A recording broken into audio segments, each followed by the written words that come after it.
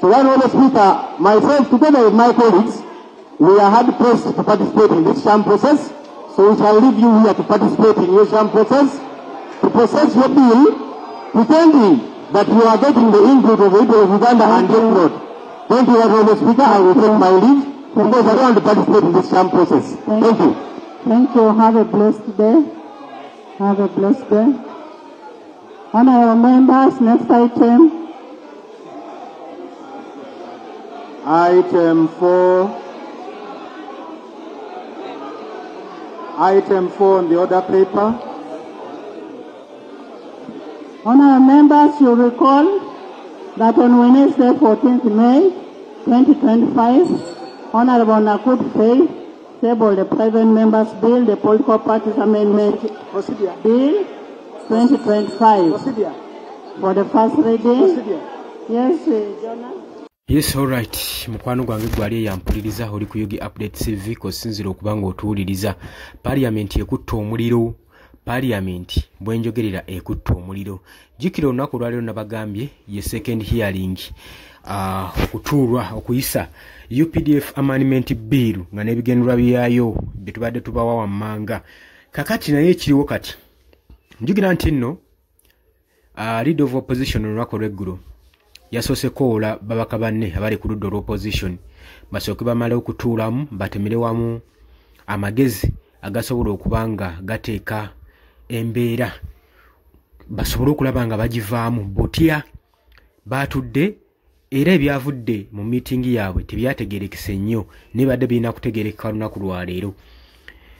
Akulembeddemu banne ne yeesimba mu maaso ga sipiika wa Parliament Anita Amongo n'amugamba nti nno tugenda balekera session mugende mu maaso n'ebikolwa byammwe muyise biiru amendment biiru ng'emwagala nga ffe tetuliiwo tetugenda kubeera abamu bagenda okupresentinga abagenda okubeera ba representative nga muyisa ebbago lino amugende tugenda nze ne bannange tetugenda akkiriza tetuli beetegefu kubeerawo nga muyise ebbago lino muliyise nga tetuliiwo.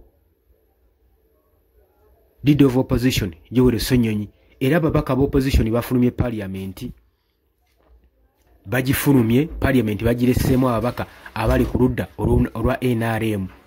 Wabula twalabyeko ennaku eziyise mabega waliwo omubaka wa parliament nga wa NRM yavaayo neyeekyanga mu maaso ga sipiika nga mukambwe ennyo n'agamba nti nno mundeke njogere bye ngenda okwogera kubanga kyekino ekisanja kyange ekisimbayo mu parliament temugenda kubeera nga mufutyanka nga mutyobola demokrasiya w'eggwanga nga ffe tuli wano tutunula. Era yafuba nnyo okulaba nga asirisizibwa omubaka oyo akatambi ako katambula nnyo ku social media. Kakati ab'opposition wenjogerera nabo bafulumye parliament bagibalekedde bagambye etteeka lino terigenda yisibwa nga mwetuli tetugenda kubeera bamu kwabo aba representative ng'etteeka lino liyisibwa eggwanga lisobole okuba nga lituvunaana ng'etwa presenting ebbago lino ate nga tumanyi kye liri. Jjukira ebbago lino naggambye nti ligendereddwamu okuba nga abantu ba bulijjo gwe civilian buli kasango k'onoobeera okoze nga keekuusa ku by'amagye bajja kuba nga bakutwala mu military court nga yeekozesa. Jjukira nti nno kino bakyogera nti nno emisango gyonna eginaba gyekuusa ku military ekyo bakyogerera wano naye n'emisango egimu abalina emisango egyalejjalejja bajja bakwata red handed babatwale babawozese mu military court nga bakireyiminga nti nno omusango gw'okoze gwa naggomola era it's a martial law. Ebyo byonna olina obitegeera. Kati ebbago lino lyekwesemu ebintu bingi emabega waalyo lyekwesemu n'okuba nga liprotectinga mutabani wa Mwami Yoweri Kaguta Museveni Muhoozi Kainerugaba okuba nga basobola okuba nga bamubegerako nga bamukwegamba balina engeri gye bamuprotectingamu okuba nga agenda maaso n'okusikira entebe y'obukulembeze bw'eggwanga kuba buli anaabamuwakanya ajja kuba azizza gwa nnamugomola ng'amenye kye bayita martial law. Kati etteeka lino ligendereddwamu ebyo byonna wammanga. Etteeka lino ligendereddwamu okuba nga lijjako bannayuganda omwaganya okwambala ebyambalo byabwe oba engatto yonna yonna nga yeekuusaako ku kyamagye bajja kuba nga ozizza gwa naggomola. Ne tageti ekisinga obukulu kutagetinga uniform ene eya National Unity Platform basobole okuba nga babanafuya nga n'ekigendererwa kyakuggalira bonna abasinga abawagira ekibiina kya National Unity Platform nga bawakanya gavumenti eriko eri mu buyinza. Kati etteeka lino y'ensonga lwaki olaba nga ababaka baliwakanya ate teweewuunya kubanga liri ku sipiidi ya waggulu nnyo okubanga lyagala okubanga liyisibwa nga n'okulipushinga gavumenti eripushinze nnyo omusa omusimbi n'omusimbi gwegabazinyizza abaka ba paliamenti naddala abali ku ludda olwa gavumenti okusobola okulaba nga bawa omwaganya etteeka lino liyisibwe. Tetunnamanya oba ddala etteeka lino linaayisibwa ng'abaka bali ku ludda olw'opposition bafulumye naye ddala abasajja bano baana abadde ensonyi ekyo kinjagala otegeere tekibagana kuyisa bbago lino. Jjukira nti nno ebbago lirimu ebirumira nga ne Anthony General yakulitisayizinzeko ku bbago lino ng'agamba abaka ba paliamenti bongere okubanga baluma n'ogwengulu kubanga ebbago lino si kirungi wadde n'akamu n'akeddagala wabula ate ye Winnie-Dolo atula ku Supreme Court Saabalamuzi yavaayo n'akuba ebituli mu bbago lino n'agamba livoola ssemateeka so ate n'abo abaagala liyite libaliyisiza tebalina bumanyirivu tebalina wadde ettondo ly'obumanyirivu kugenda mu maaso nakuwozesa ba civilians.